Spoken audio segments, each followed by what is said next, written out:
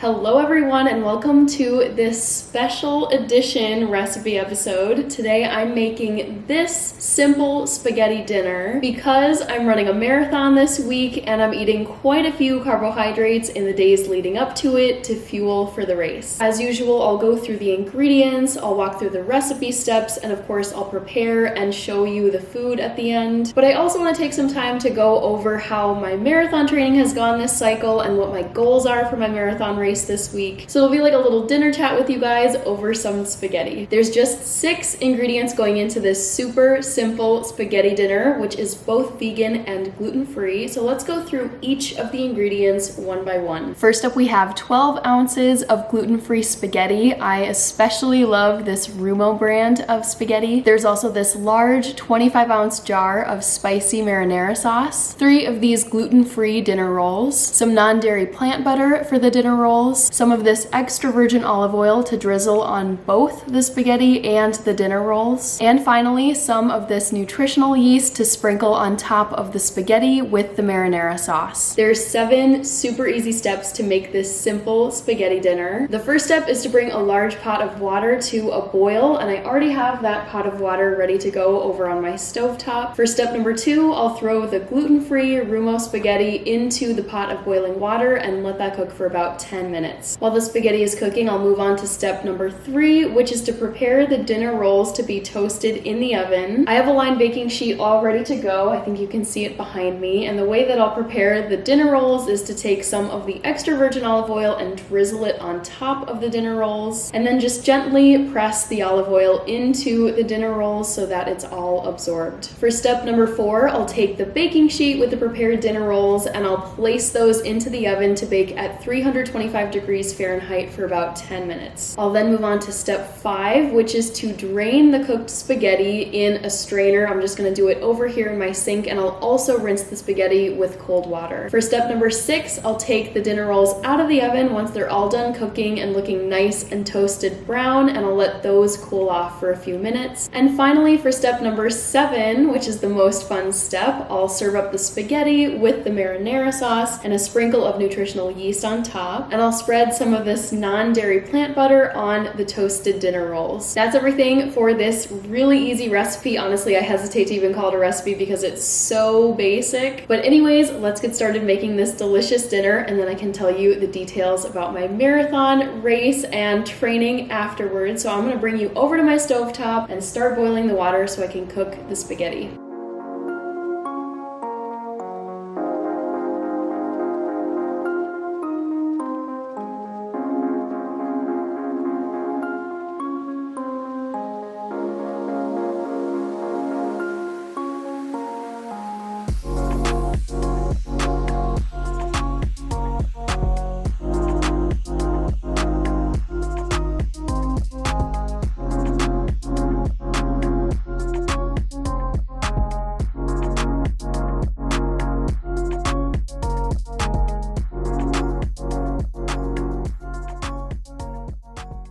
Good news, the spaghetti dinner is looking fabulous. All that's left to do is dish it up. We are now on step number 7. All right, I'm gonna start with just that amount. Let's just pour this sauce right on. I might give it a little stir though. It does have some heat. It has a nice kick, so it might not be for those of you who want a very tame, basically zero heat spaghetti sauce. And I love to add nutritional yeast to pretty much anything that it makes sense to add it to, because this is a fabulous source of protein if you're vegan or vegetarian, or honestly if you follow any diet. And it also has a ton of vitamin B12, and sometimes that can be tricky to find if you're a vegan and you're not super on the lookout for good sources of B12. I like it too because it kind of reminds me of Parmesan cheese, and I grew up eating everything, so whenever I had spaghetti dinner, you know my childhood plate was just loaded with Parmesan cheese. Now for the dinner rolls, I think I'm gonna grab a little knife in order to cut these guys open. And some of you may recognize these little dinner rolls from a previous episode. I used these as my sloppy Sloppy Joe buns when I made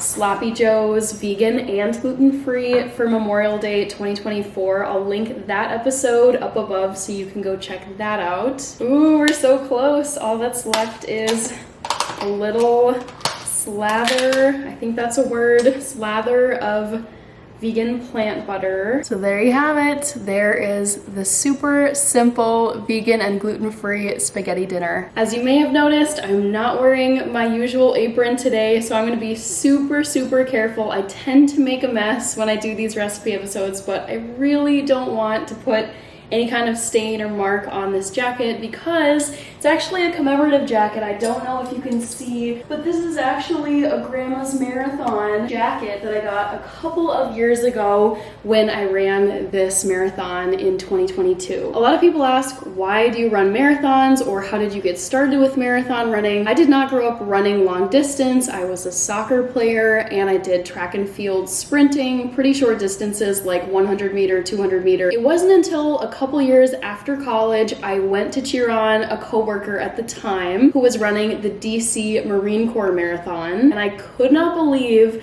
the people who I saw. Elderly people, amputees, there were mothers and fathers pushing their strollers while running in the race. Very inspirational, very eye-opening, and I thought to myself, okay, I'm a young, healthy person, I have full mobility, I have no limitations whatsoever, so I have no excuses. So that was back in the fall of 2017. And then it wasn't until 2019, June 2019 specifically, that I ran my first marathon. That first marathon was up in Duluth, Minnesota, called Grandma's Marathon. It's actually the only marathon race I've ever done. So I first ran Grandma's in 2019. I ran it again in 2022. And this will be my third time running Grandma's Marathon. A lot of people also ask, what is your goal time? You know, what goals are you going for with this marathon training? The goal I would say I have for marathon training is to qualify for and eventually run the Boston Marathon. For my age category, which is 18 to 34 years old, the time you must meet or do better than, run faster than, is 3 hours and 30 minutes. My goal finishing time for this marathon that I'm running in a few days is somewhere in the 3:30s. I would be very thrilled, excited, kind of surprised if I got a Boston qualifying time. I think it's possible. So long story short, I am just gonna run as fast as I can, but also as smartly as I can. I think I said that right. Basically just listen to my body, go as fast as feels good, and hopefully get in the 3:30s, if not faster. Overall, I'm feeling very well rested, well fed, I've followed the plan, and pretty much now I just gotta show up to the start line, do my best, and see what the result is. Thank you so much for tuning in to this special spaghetti dinner / carbo loading marathon fueling episode. As always, I love sharing recipe ideas with you and showing you the food that I make, but I also really like sharing other parts of my life, and running is definitely a big part of it. Wish me luck in these final few days leading up to marathon number 3. I'll see you in the next recipe episode and also in the upcoming marathon vlog. Until then, take care everybody, eat well, and I will see you in the next episodes on this channel. Bye!